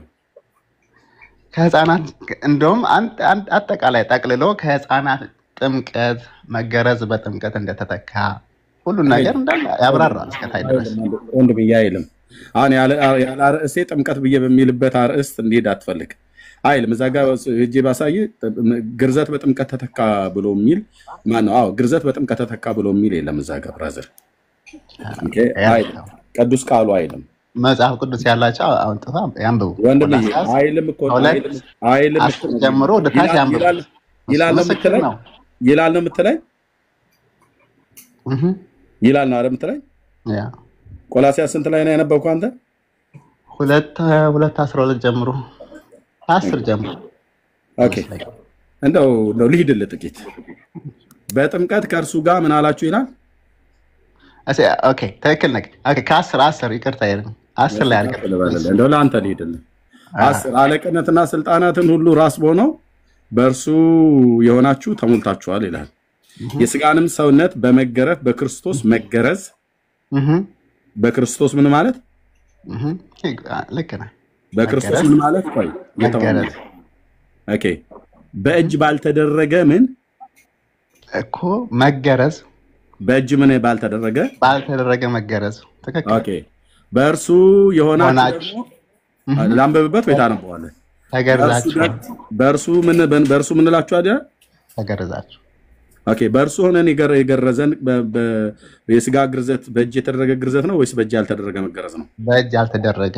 ይሄ መገረዝ የወንድ ሸለፈት ብልት በብሉይ ኪዳን ይገረዝ አይደለም? ልብ ብለህ ስማኝ የምጠይቀውን ጥያቄ ማለት ነው። አንተው ገብተህበታል። አንተው ነው አሁን እዚሁ ጋር ማጥማት አስብልሃለሁ። ልብ በልና ስማኝ ብራዘር። ይሄ የስጋ ሰውነትን በመገፈፍ በክርስቶስ መገረዝ ይላል። በእጅ ባልተደረገ ይላል። የአይሁዳውያኑ በእጅ የሚደረግ ነው አይደለም ነበር በስምንተኛው ቀን አይደል? ትክክል። ይሄኛው መገረዝ ግን በእጅ ባልተደረገ መገረዝ በእርሱ ሆናችሁ ይላል። ይሄ በእርሱ ብሎ የሚለው በማን ሆናችሁ ማለት ነው? በክርስቶስ ሆናችሁ ደግሞ ተገረዛችሁ ይላል። ምናችን የተገረዝ ነው? እኛ ምንም ምናችንን የተገረዝ ነው? ምንም አልተገረዝ ነው። በቃ ጨረስን ማለት ምንም አልተገረዝ ምናችንን የተገረዝ ነው? ትክክል ኤርሚ። በስጋ የሆነ መገረዝ ወንድሜ ምናችንን የተገረዝ ነው? የማታውቀው ብሉይ ኪዳን ይሄ ስለ ብሉይ ኪዳን የሚያወራው ከአዲስ ኪዳን ጋር አገናኝቶ ምናችንን ተገረዛችሁ ብሎ ሲል ምናችንን የተገረዝ ነው? በክርስቶስ በእጅ ባልተደረገ መገረዝ በክርስቶስ በእርሱ ሆናችሁ ብሎ የሚል በክርስቶስ ሆናችሁ ማለቱ ነው። ደግሞ ተገረዛችሁ ምንድን ነው የተገረዝ? ምናችን የተገረዝ ነው? ድሮ ሰው ተገረዘ ሲባል ወንድሜ የብሉይ ኪዳን ምንድን ነው? ድምፅ አለ ከበስተኋላ ብራዘር። የብሉይ ኪዳን ወንዶች ምናቸው ነበር የሚገረዙት? ወንዶች ይገረዛሉ። ምናቸው ነበር የሚገረዙት? ነው አይደለም? ወይስ እግራቸው ነው የሚገረዙት ወይ ብልቶቻቸው ነው የሚገረዙት? ብልት ማለት የወንድነት ዕቃቸው ነው። ሁሉም አንደርስታንድ ያደርጋል። በኋላ ድምፅ አለ፣ ግድ የለም ነው። በደንብ ነው የምናገረው። የእግዚአብሔር አምላክ ቃል ስለሚናገር ድምፅ አለ ከበስተኋላ። የከፈትከው ነገር አለ ወይ? ራቅ አድርገው። እኔ ጋር ምንም አልከፈትኩም። እኔ እንጃ ምን እንደሆነ። እሺ ቲቪ ወይ ሰምቲንግ። እሺ ምናቸው ነበር እዛ የሚገረዙት? ብልቶቻቸው። ምኖች? ወንዶች ወይ ሴቶች? ወንዶች ነው ብዙ ጊዜ። ስለ ሴቶች እንኳን ሴቶቹ አይገረዙ? እኔ እንጃ ያን ያክል እንዴ። እሺ ወንዶቹ ሲገረዙ ምንድን ነው የሚሆኑት? የእግዚአብሔር ልጆች ነው አይደል የሚሆኑት? ከዛ እንደዛ ተብሎ ይታመናል። ያው እንግዲህ እምነት ነው። በፊት የጌታ ልጆች ይሆናሉ አይደል ወንዶቹ ሲገረዙ? እሺ ሴቶቹስ ይገረዛሉ? ሌላ ስርዓት አለ የሴቶቹ። እሱን ያው ምን ነበር ስርዓቱ? ንገረኝ። ብሉይ ኪዳን ታውቀዋለህ በደንብ አውራ። እንግዲህ እንኳን ደህና መጣሁ። የሆነ ጊዜ ገብቼ ስለ ብሉይ ኪዳን እናውራ ያልከኝ እንድታስረዳኝ ነበር። ምንድን ነው ንገረኝ። ታውቀዋለህ አንተ ከሴቶቹ ጋር በደንብ አላውቀውም። የሴቶችን ጉዳይ በደንብ እንደምታውቅ ሚስት ታዋቂ ነግሮኛል። ምን ነበር የሚሆኑት ሴቶቹ ብሉይ ኪዳን ላይ? ነው አላውቀውም። እሺ የጌታ ልጆች የሆነ ስርዓት አለ ብሉይ ኪዳን ላይ ሴቶች ብሉይ ኪዳን ወንዶቹ ብቻ ስለተገረዙ ነው የጌታ ልጆች የሚሆኑት የእግዚአብሔር ልጆች የሚሆኑት ወይ ሴቶች? አይደለም። በዛን ጊዜ የነበረው ስርዓት ከአሁኑ ኮምፕሊትሊ ስለሚለያይ እኔ እስካሁኑ ጋር አላነጻጸርኩትም። ብሉይ ኪዳን እኮ ሄድን፣ ምክንያቱም እዚህ ቆላስይስ ላይ ነው ያለነው። ስለዚህ በደንብ ስማኝ። ሴቶቹ የእግዚአብሔር ልጆች ናቸው አይደሉም? የእስራኤላውያን ሴቶች ናቸው። ግን የሴቶቹ የመዳን ስርዓት ይለይ ነበር። ወንድ ብዬ ሳይገረዙ ነው ሴቶቹ የእግዚአብሔር ልጆች የሆኑት? እሱን ዲቴል ይቅርታ አድርግልኝና ዲቴል አላነበብኩትም። እሱ አላነበብኩም፣ ረስቼዋለሁ። ለዚህ ነው ትንሽ ነገር ቧሽ ስለምታቀምብኝ። የወንዶቹ ስለተገረዙ ነው አይደል የጌታ ልጆች የሚሆኑት? ሴቶቹስ ሳይገረዙ የጌታ ልጆች ይሆናሉ? ነገርኩህ እኮ እሱን ዲቴል ማንበብ አለብኝ። ለምን ሀሳቡን ነግሬህ ታበላሸብኝና ሌላ ነገር ውስጥ እንዳንገባ። እስከ ዛሬ ለምን አላነበብከውም? የወንዶቹን ብቻ አንብበህ ብሉይ ኪዳን ብዙ ጊዜ ስለማናነበው ብራዘር ያለ ብሉይ ኪዳንን ከአዲስ ኪዳን ጋር አገናኝተህ ለመተርጎም ዝለለው። ግን መገረዝ የመዳን ምልክት ዝለለው። በፊት አውቀው ነበር። እሱ ነበር እንዳልጠነክርብህ ዝለለው። የማታውቀውን ዝም ብለህ እንዳታወራ ማለት ነው። ዝለለው። ብሉይ ኪዳንን ከአዲስ ኪዳን ጋር አገናኝቶ አባቶቻችን ጴጥሮስም ይሁን ጳውሎስ ጌታችን ኢየሱስ ክርስቶስም ሌሎች ቅዱሳት ሐዋርያት አምጥተው ብሉይ ኪዳን ከአዲስ ኪዳን ጋር ሲያገናኙ ግርዘት በጥምቀት ተተክቷል እያሉ እንደሚያወሩት እንደ ደብተራዎቹ አይደለም። ኦኬ የቱ ጋር ነው ተተካ ብሎ የሚል ያለው? ከዛ ወረድ ብለን ስናነብ ይሄው ላነበልን ዘለለው ብያለሁ። ግን ወንድሜ አንድ ካልክ በጣም ጫንህና መውጫ መግቢያ ሰጣለሁ ማለት ሌላ ጊዜ እንግዲህ አንብቤ መለሳለሁ። ለዛሬ እሺ ምን ይላል? በእጅ ባልተደረገ መገረዝ በእርሱ ሆናችሁ ምን አላችሁ ይላል? ተገረዛችሁ። ምናችንን የተገረዝነው አዲስ ኪዳን ላይ በክርስቶስ ምንም አልተገረዘ። በሱ ብቻ ሁላችን ዳን። በፊት ሲገረዙ ዳን እንደሚባለው አሁን ግን ተገረዛችሁ። ቆይ ወንድሜ ተገረዛ ብሉይ ኪዳን ላይ ተገረዙ ተብሎ ሲባል ወንዶቹ ምናቸው ነበር የሚገረዙት? ወንዶቹ ብልቶቻቸው። ሴቶቹ ደግሞ አይገረዙም። ግን ስርዓቱን እንዲትል አላውቀውም ብያለሁ። እሺ ኦኬ ፍቃዱ ብሎክ አድርጌ ላስወጣችሁ ነው። ትንሳኤው ምስክር የትንሳኤ ህይወት ኦኬ ብሎክ አድርጌያቸዋለሁ። የትንሳኤ ህይወትና ፍቃዱ ብሎክ አድርጌያለሁ። ኦኬ የተጠየቀው እዚህ ሌላ ክፍል ሆኖ እናንተ ታች መላሽ የምትሆኑት ሁለታችሁንም ብሎክ አድርጌያለሁ። እሺ ኦኬ ክራይስት ሰምቲንግ እዚህ ሲጠየቅ እናንተ ታች መላሽ የምትሆኑ የወንጌል አማኞች ተንቀሽቀሻችሁ ብሎክ። ኦኬ ሶስት ብሎክ ባንድ ይሄን ፔጅ አታዩትም ና ታዩ ችግር የለም። ክፈችው። ኦኬ በጣም የምትቀዠቀዡ ጴንጤዎች አላችሁ። እስቲ አርፋችሁ ስሙ። ከሌላ ቤተ እምነት ተከታዮች ጋር ነው እያወራን ያለነው። የወንጌል አማኞች አርፈ ስማ፣ ጸልይ፣ ኮፒ ሊንክ፣ ሼር፣ ታብ አድርግ። እኔ በጌታ ወንድም ነኝ። ዘማሪ ዳጊ ያለ እዚህ ወንድሞች እህቶች ፓስተር ወጊ ያሉ በቃ ምንም እናንተ አልተጠይቃችሁም። ኦኬ ወንድማችን ይሄ ክፍል ምን ተገረዛችሁ ብሎ ሲል አዲስ ኪዳን ላይ የተገረዝነውን እንኳን ምናችን እንደሆነ እንኳን አታውቀውም። ሳታውቀው ነው ዝም ብሎ ተገረዛችሁት ምናምን ነገር ብሎ የሚለውን ቃል ብቻ ያልከው ማለት ነው። ኦኬ ተገረዛ ልናግርህ እኮ ነው እሱ ነው ኤርሚ። በምን ተገሽ ምናችን የተገረዝነው? በፊት ተገረዙ ሲባል ተገርዘው ዳንቶ በቃ ብልቶች ነው በፊት። አሁን ግን ኢየሱስ ክርስቶስ ስለተነሳ የሱ ሞት መነሳት እኛን በጥምቀት ነው የገረዘን። ከዛ ወረድ ብሎ ስናነብ አሁን ደግሞ በጥምቀት ነው ወይ የተገረዝነው? ስለዚህ ጥምቀት እሱን አልፈልክም። በጥምቀት ነው የተገረዝነው ወይስ በምን ነው የተገረዝነው? ጥምቀት ተካው አልኩኝ እንጂ በጥምቀት የታለ የተካው? የታለ የተተካከው? ማን ነው አተካኪ ያደረጋችሁ? እንትኑን አንብበኑን ጨርስና በጥምቀት ምን አላችሁ ነው ብሎ የሚለው መጽሐፍ። በጥምቀት ከክርስቶስ ጋር ሞታችሁ ተነስታችኋልና ይላል። በምንድን ነው ተገረዛችሁ ብሎ የሚለው? በምንድን ነው የተገረዝነው? እሱ በፊት ስለሚገረዙ ያንን ግርዘት ተክቶ የዛኛው ግርዘት ይሄኛው ላይ ወንድሜ ካቃተቶ የዛኛው ግርዘት ብልቶቻቸውን ወንዶቹ ብልቶቻቸው ጫፍ ላይ ስጋ እንደሚገርዙት በስምንተኛው ቀን ማለት ነው። አለቅ ቶራ ያንን ነው ብሎ የሚለው ታናክ ያንን ብሎ የሚለው። ስለዚህ ጌታችን ኢየሱስ ክርስቶስ በስምንተኛው ቀን ይሄንኑ ትእዛዝ ፈጽሞታል፣ አድርጎታል፣ ተገርዟል ማለት ነው።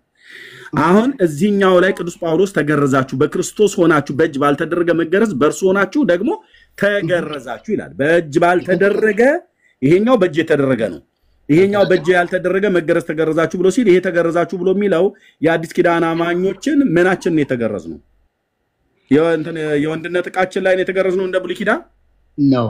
ምናችን ነው የተገረዝነው ታዲያ በክርስቶስ? በጸጋው ዝም ብለን ምናችን ነው የተገረዝነው? የትኛው የአካል ክፍላችን ምንም አልተገረዝንም። ምንም አልተገረዝንም። መጽሐፍ ቅዱስ አንብብ ብራዘርዬ። ይሄ አድምጥ ብራዘርዬ፣ አድምጥ። ምናችንም አልተገረዝንም አልክ። ሮሜ መልእክት መጽሐፍ ምዕራፍ 2 ቁጥር 29 28 እና 29 በተለይ 29 ላይ ዳሩ ግን በስውር አይሁዳዊ የሆነ አይሁዳዊ ነው፣ መገረዝም በመንፈስ የሚደረግ የልብ ምንድን ነው ይላል? መገረዝ። ምናችን የተገረዘው በክርስቶስ? ኦኬ ልብ። አለቅ። በደንብ አንብበው። ትክክል። እሺ ልብም ይሁን አሁንም እኮ ምንም ማሳይቼ ልብም ይሁን ጥፍር ብለህ አትልም ብራዘር። ተው ልብ እኮ ኦኬ ልብ ተው እኮ። እሺ ኤርሚ ልብ በአካል ይገረዛል እንዴ? ልብ ይቅርብህ። ና ኤርሚ ንገረኛ ይሄንን ልብም ይገረዛል እንዴ? ልብ ይገረዛል። ልብ እኮ የሚገረዘው በምንድን ነው? በትምህርት ወንድምዬ እባክህ አታድክመኝ። ልብ የሰው ልብ እንዲገረዝ አድምጠኝ። መገረዣው ምን እንደሆነ እኮ ላሳየ ነው። አንተ አንደኛው ቃሉን አታውቀውም ወይ ደግሞ ለመስማት እንኳን የልብ መገረዝን አድምጥ። ኦኬ ቴንክ ዩ ወንድሜ። ጌታ ብሉይ ኪዳን ላይ ከብሉይ ኪዳን ስጀምርልህ የስጋ ሸለፈታቸውን በስምንተኛው ቀን እንዲገረዙ አብርሃም በ99 ዓመቱ፣ ይስሐቅ በ13 ዓመቱ እስማኤል በ13 ዓመቱ፣ ይስሐቅ በ8 አብርሃም በ99 ነው የተገረዙት ማለት ነው። ሽማግሌው በ99 ዓመቱ ተገረዘ፣ ኢሽማኤል በ13 ዓመቱ ተገረዘ፣ ይስሐቅ በ8 ዓመቱ ተገረዘ፣ ክርስቶስ ጌታችን በ8 ዓመቱ ተገረዘ። ቶራ ሕግ ከተሰጠ በኋላ በ8 ቀን ይሄ ቀን ነው ተገረዘ ማለት ነው። ኦኬ ይሄ የልብ መገረዝ ብሎ የሚለው ልብ በልና ስሙ። ጌታ በብሉይ ኪዳን ነቢያት የስጋ ሸለፈታቸውን ብቻ እንዲገረዙ ሳይሆን ያዝ የነበረው እግዚአብሔር ምን ይላቸው ነበረ? የልባቸውን ሸለፈት እንዲገርዙ እግዚአብሔር ይናገር ነበር። አየህ፣ ስለ ስጋ ሸለፈት ብቻ አልነበረም ያወራ የነበረው ጌታ። የስጋ ሸለፈታቸውን በአብርሃም ኮቨናንት በስምንተኛው ቀን እንዲገረዙ እግዚአብሔር በሰጠው ትእዛዝ መሰረት ይገረዙ ነበር። እስራኤሎች ስማ፣ ብትመለስ ወደ እኔ ተመለስ ይላል እግዚአብሔር። ርኩሰትን በፊቴ ብታስወግድ ባትናወጥ፣ ሕያው እግዚአብሔርንም ብለህ በእውነትና በቅንነት በጽድቅም ብትምል አሕዛብ በእርሱ ይባረካሉ በእርሱም ይመካሉ። እግዚአብሔር ለይሁዳና ለኢየሩሳሌም ሰዎች እንዲህ ይላልና ጥጋቱን እርሻ እረሱ፣ በእሾህ ላይ አትዝሩ። እናንተ የይሁዳ ሰዎች በኢየሩሳሌም የምትኖሩ ሆይ ስለ ስራችሁ ክፋት ቁጣዬ እንደ እሳት እንዳይወጣ የሚያጠፋውም ሳይኖር እንዳይቃጠል ምን ይላል? ለእግዚአብሔር ተገረዙ። ከዛ ምናችሁን ተገረዙ ይላል? የልባችሁን ሸለፈት አስወግዱ። ትክክል እኮ ተው። አሁኑን አብቤል አሁኑ ትክክል ትላለህ ሳታጣጥመው እንዴ አሁኑን አንብቤልህ ምን ማለት ነው ይሄ ብለህ ሳትጠይቅ ቅድም የለም ብለህ ወንድምዬ በመድኃኒዓለም ቅድም እኮ ያልኩ የአካል መገረዝ ተፋታኝ ብራዘር ተፋታኝ። ኦኬ በቃ እግዚአብሔርን ቃል በእውነት ቁጭ በልና አንብብ በመጀመሪያ ማለት ነው። አሁኑኑ አንብቤልህ አሁኑኑ ትክክል ነው ብለህ አትበለኝ ትርጉሙን እንኳን ሳታውቅ። እሺ አንድ ነሽ መልስልኝ። የልብ መገረዝ የአካል ግርዘት ነው እንዴ? ወዳጄ በቃ የአካል ግርዘት እኮ አይደለም። ለማወቅም ቢያንስ መስማት አለ። አይ ጥሩ እየተማሩ እኮ ነው። መቼ አንተ መቼ ገና አንብቤ ስጨርስ ትክክል እኮ ነው ትለኛለህ። ትክክል ከሆነ ትክክል ከሆነ ቅድም የወንዶች ሸለፈት ልባቸውን ማነው ብልታቸውን ይገርዛሉ። በ99 ዓመቱ አብርሃም የወንድ ስለሆነ ብልቱ ተገርዟል ጫፉ። እስማኤልም በ13 ተገርዟል። ይስሐቅም በ8ኛው ቀን ተገርዟል። ይሄ በእጅ የተደረገ መገረዝ ይባላል። ቆላስያስ ላይ ተናገረው። በስጋ እጅ የተገረዙ በተባሉ ይላል ኤፌሶን መጽሐፍ ምዕራፍ 2 ቁጥር 11 ላይ በስጋ እጅ የተገረዙ በተባሉ ያልተገረዙ የተባላችሁ ይህንን አስቡ ብሎ ይላል። በስጋ እጅ የተገረዙ የተባሉ ማናቸው? አይሁዳውያን ምናቸው ነበር የሚገረዙት? ሴቶቹ አይገረዙም፣ ወንዶቹ ግን ይገረዙ ነበር። ምናቸውን? የወንድነት ጫፋቸውን ነው የሚገረዙት የነበረው። በአሁን ግን በክርስቶስ በእጅ ባልተደረገ መገረዝ በእርሱ ሆናችሁ ተገርዛችኋል ብሎ ሲል አዲስ ኪዳን ላይ በክርስቶስ እንደተገረዝን ይናገራል። ኦኬ ምናችን የተገረዝነው በክርስቶስ ነው። የአዲስ ኪዳን አማኝ ምናችን ነው ብዬ ስል አላውቀውም አልከኝ። እኔ አላልኩም፣ አንተ ነህ ያልከኝ። አላውቀውም አልከኝ። ስለዚህ በአዲስ ኪዳን ምናችን እንደምንገረዝ አታውቀውም ወይ በአካል ብልቶቻችን ላይ ብዬ ስል አላውቀውም ስትለኝ ሮሜ መጽሐፍ ምዕራፍ 2 ቁጥር 29 ላይ ሄጄ ምናችሁን በመንፈስ የሚደረግ የምንመገረዝ ነው ይላል ሮሜ መልእክት። ልብ ታዲያ የአካል ግርዘት ነው እንዴ? ብራዘርዬ አሁንም የመስማት ችግር አለብህ። ቢያንስ ሚዩት አድርገው። በጣም ትቸኩላለህ። የሰው ልብ በቢላዋ አይገረዝም። ኦኬ ይሄኛው ነው በቢላው በምላጭ እንዲገረዝ ያደረገው። በጌልጌላ በባልጩት ድንጋይ ኢያሱ ገርዟቸዋል። ለምሳሌ እስራኤል ከግብጽ ምድር ከወጣ በኋላ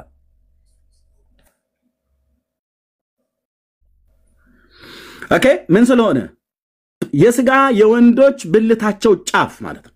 ጫፉ ማለት ጫፍ ሳይሆን ክርክሩ ጋር ካለው ስጋ ላይ ነው የሚያነሱት። በግልጽ ነው የምነግራችሁ። ኦኬ ጫፉ ተብሎ ሲባል ሙሽራው ጫፉ አይደለም የሚቆረጠው ከክርክሩ ላይ ካለችዋ ስጋ ካለችዋ ፓርት ላይ ከዛ ጋር ነው። በአይሁድ ሕግ ማንም ሰው ሲመጣ ይገረዛል። ወይ ደግሞ ጫፉ ከሆነ ሙሉ በሙሉ ገና ሲንወለድ ወንዶች ሳንገረዝ በፊት ያለው ጫፉ ላይ ያለው ስጋው ማለት ነው። እንዲህ ስታወጣው አንዳንዶቹ እንደውም አልተገረዙም። እንዲህ ስታወጣው ሙሽራዋን የሸፈነች ስጋ እሱ ሙሉ በሙሉ ይገረዛል ማለት ነው። ካልሆነ ደግሞ አሁን በትገባ እንኳን ጊዩር ብሎ በሚለው በእነሱ እምነት በትገባ ጫፉን ይቆርጡልሃል ማለት ነው ከዚህ ከስጋው ላይ ማለት ነው። ይሄ እኮ የመጽሐፍ ቅዱስ እውነት እኮ የሚናገረው ነው። እሱኛው በቢላው ነው። ይሄኛው ግን በቢላው አይደለም የሚገረዘው። የሰው ልብ በቢላው አይደለም የሚገረዘው። በምን እንደሚገረዘው የሰው ልብ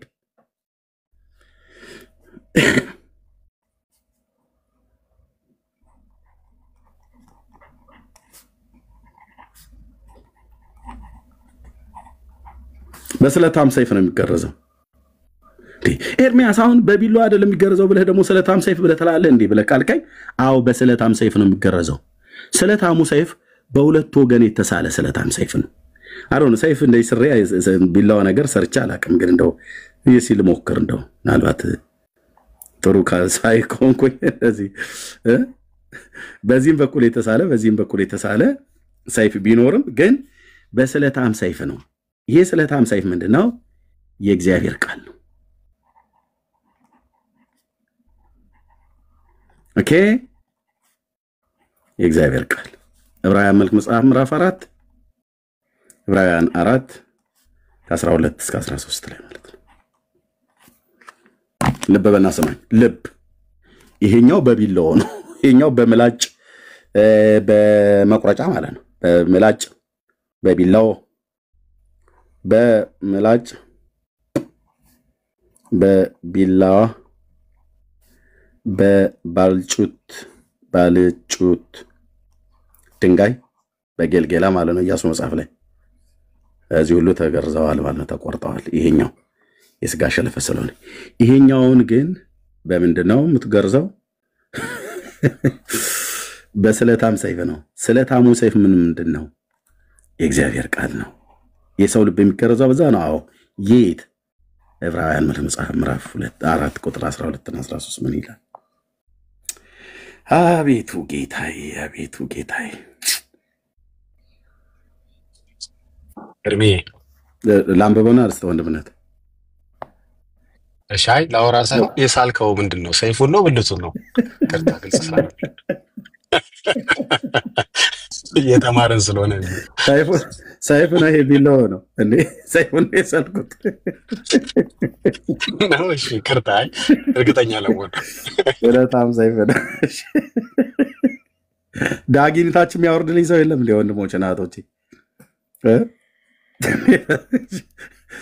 የእግዚአብሔር ቃል ሕያው ነውና የሚሰራም በሁለትም አፍ ካለው ሰይፍ ሁሉ ይልቅ የተሳለ ነው፣ ነፍስንና መንፈስን ጅማትንና ቅልጥምን እስኪለይ ድረስ የልብን ስሜትና ሐሳብ ይመረምራል። በዚህ ነው መድኃኔዓለም የሚገርዘን ማለት ነው።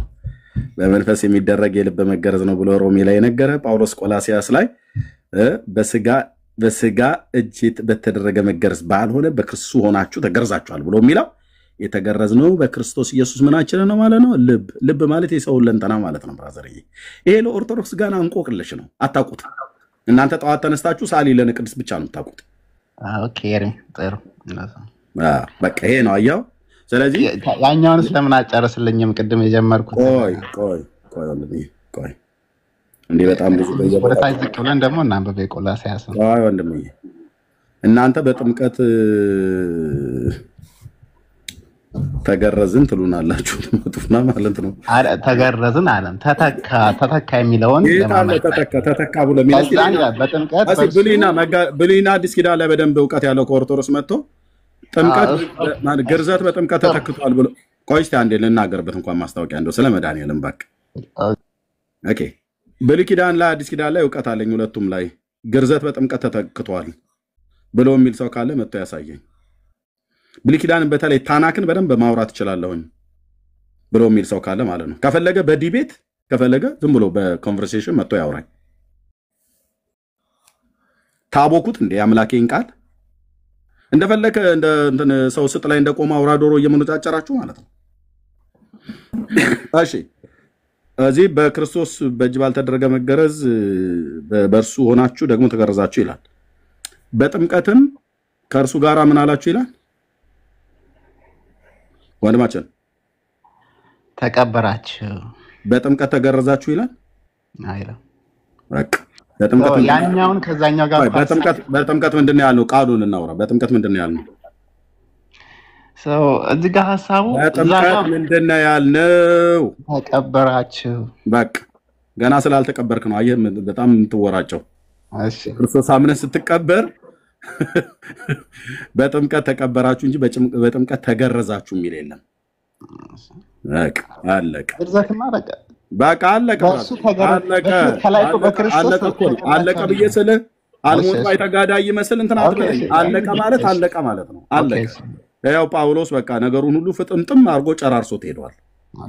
የሃይማኖተኞች ስራን ሁሉ ፍርስርስ አድርጎት ሄደው ቅዱስ ጳውሎስ በመልእክቱ በጥምቀት ከእርሱ ጋራ ምን አላችሁ ይላል? ተቀበራችሁ። በጥምቀት ደግሞ ከሙታን ባስነሳው በእግዚአብሔር አሰራር በማመናችሁ ከእርሱ ጋራ ተነሳችሁ። በጥምቀት ተቀበራችሁ፣ በጥምቀት ተነሳችሁ ነው ብሎ የሚለው ትንሣኤውን በሚመስል ትንሣኤ እዚህ ጋር በጥምቀት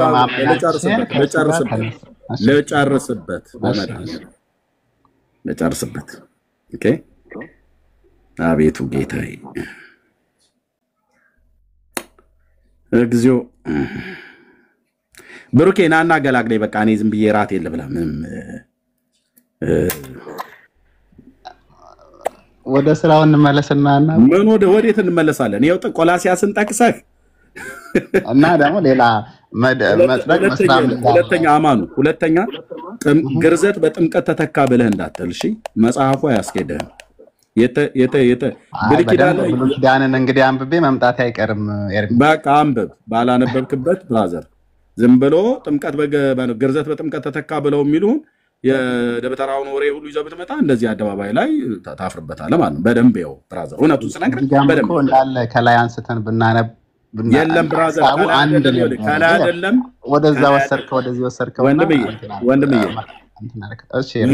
አንተ ገና አላነበብክም። እኔ መጽሐፍ ቅዱስን ከድርብ ነጠላ ሰረዝ እና ከአራት ነጥቡም ከጥያቄ ምልክቱም ጨምሮ የአምላኬን ቃል በሚገባ አንብቤያለሁ ከዘፍጥረት እስከ ራእይ አንዲቷ ቦታ ነጥብ ነቁጣ ሳትቀረኝ ማለት ነው።